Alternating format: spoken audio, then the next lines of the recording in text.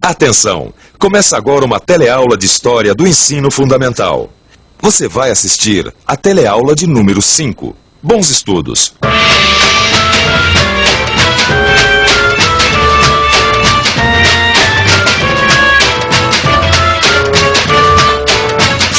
Você já tinha reparado como a gente gosta de cana? É açúcar, rapadura, garapa, cachaça, até carro. Afinal, o álcool combustível vem daqui, da cana-de-açúcar. Mas agora você deve estar querendo saber o que é que cana tem a ver com a história do Brasil, não é mesmo? Pois fique sabendo que quem deu o grande empurrão para o Brasil começar a sua história foi justamente a cana-de-açúcar. É isso que a gente vai ver na aula de hoje.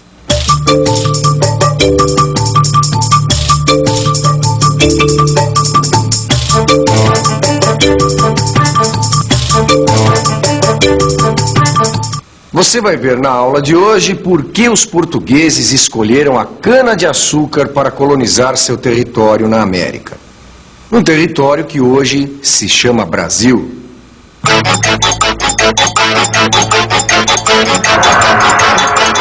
Hoje o Brasil é assim, mas no tempo em que os portugueses chegaram aqui, nem se falava em Brasil. O que havia era um acordo internacional dividindo o novo continente. Esse acordo foi chamado de Tratado de Tordesilhas, que é o nome da cidade da Espanha onde ele foi assinado. E a divisão ficou assim. Aqui era a América Espanhola e aqui a América Portuguesa.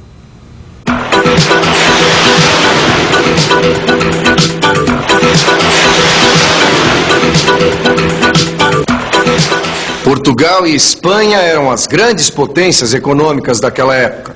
Por isso mesmo eram grandes rivais. E para eles, o Novo Mundo era antes de qualquer coisa uma fonte de riquezas. Os espanhóis avançaram para o interior atrás de ouro e prata. Os portugueses se instalaram no litoral.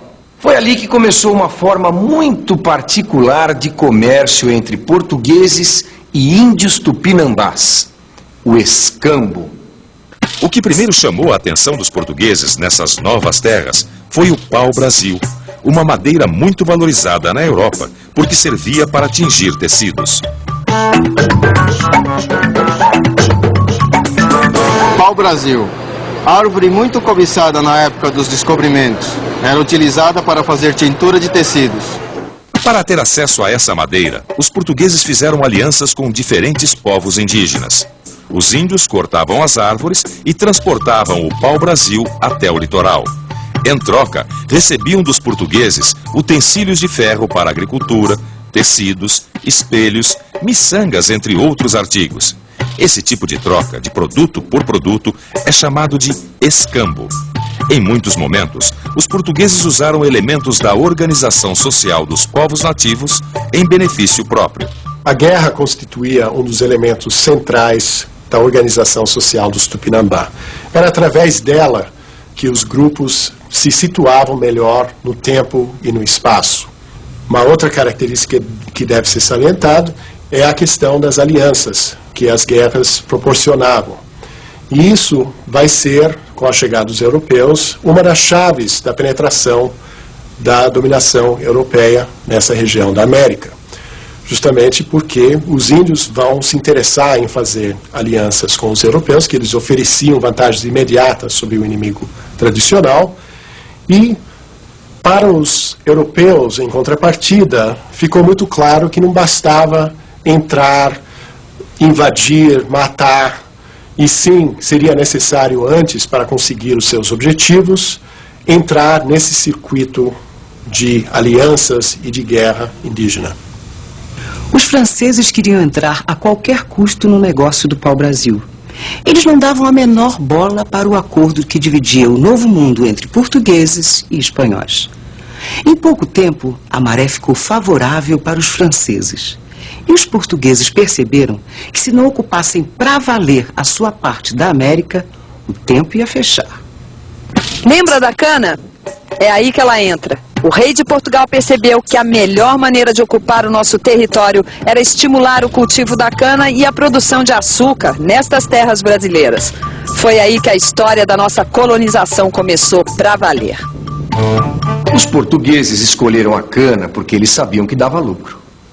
Eles já tinham experiência no ramo.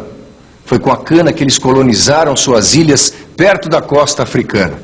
Mão de obra não era problema. Além dos índios nativos na colônia, os portugueses tinham outra fonte. Eles sabiam se aproveitar dos conflitos entre as tribos africanas. Lá também se praticava o escambo.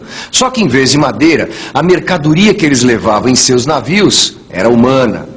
Esse modelo econômico, baseado em grandes lavouras de cana tocadas à base de mão de obra escrava, foi importado com sucesso para a América.